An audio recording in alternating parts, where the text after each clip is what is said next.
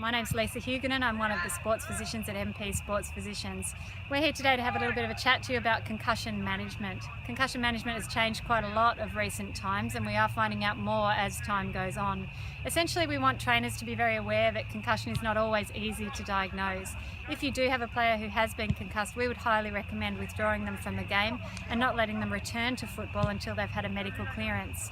If you do have somebody who you think might be concussed, we would expect you to observe them for a period of time before making a final decision. But remember, it's always better to err on the side of caution, withhold somebody from the game and then return them when you know things are safe.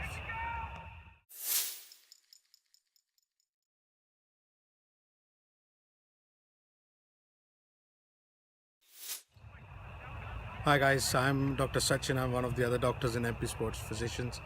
After the introduction by Lisa, I thought of sharing a few thoughts about how we manage concussion on the day and subsequently. So concussion is basically a brain injury. You can have an athlete can have a concussion whether he comes in contact with the opponent or hits his head to the ground, or many a times there actually need not be a contact to get a concussion. So it's really important for everyone, including doctors, paramedical staff and trainers, to pick it up because it can have grievous consequences. There are a few signs which really can point out towards concussion, but it happens so subtly sometimes that it's very difficult to pick it up. The athlete can complain of some symptoms like headache, nausea, irritability or vomiting, or sometimes fits, but again you need to be vigilant to pick them up. If any diagnosis of concussion is made on the field, the doctor or the trainers point out and then the athlete is assessed on the sideline. There is a questionnaire in form of SCAT-3, which very shortly is going to be renewed into SCAT-5, which involves testing with questionnaires and other symptoms to give an indication for concussion. Whether the athlete clears the form testing or not, it does not make a conclusive diagnosis, but gives an impression whether he had or he didn't have the concussion. If he lost his consciousness, or he had memory loss, or there were epilepsy, or fits, or there were any different postures, it is almost definite that he had concussion. If any diagnosis of concussion is made on the day, the athlete as a rule should be pulled out and doesn't go back to the play on the same day. He needs to be monitored because it is an evolving injury. An athlete who was very subtly concussed can develop serious symptoms later on, whether within 4 hours or up to 48 hours. So there are a few things which need to be done on the same day of concussion. One and the foremost, try that he doesn't drive back home, for example. There should be somebody at home to assess him when he sleeps, so that if there are any signs of increasing head pressure or injury in terms of increasing headache, or he loses speech, or he goes into coma or loses consciousness, we need to really rush him to emergency department and get him scanned and checked out. Subsequently, the doctors need to evaluate him for the symptoms and ongoing process.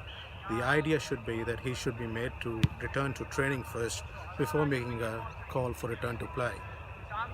Return to training has to be graduated with minimal exertion to start off and making sure no symptoms come up.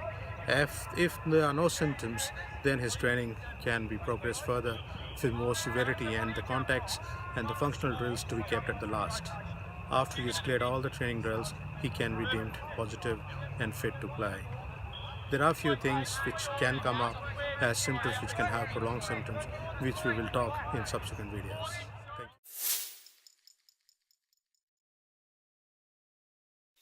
you. How you going? My name's Liam Garrity. I'm one of the new doctors at MP Sports Physicians. So we've already had a bit of a chat about concussion and its initial management. What I want to have a chat about is concussion in children.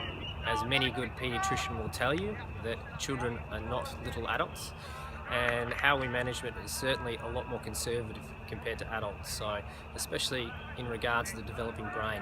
So usually with children, certainly primary school and under, if they were to sustain a concussion, you would want them to be at least have 2 days of complete brain rest, which means no TVs, no phones, no computers. I know that's going to be tough on the kids. But in particular, the goal is return to learn. So important thing is what you need to do is liaise with your local doctor or sports physician, as well as your teachers, in regards to the child returning to appropriate levels of schooling. That might include things like extra breaks, more time to complete tasks, less homework. Again, I'm sure the kids will love that. So, and half days or other strategies like that. So when the child's able to return or is not showing any symptoms at schooling, they'll then be allowed to return to a graduated training program. So important to note that the AIS and the Australian Medical Association do recommend that in younger children that they should have or consider a mandatory 2 weeks off from their initial concussive incident before they consider return to play.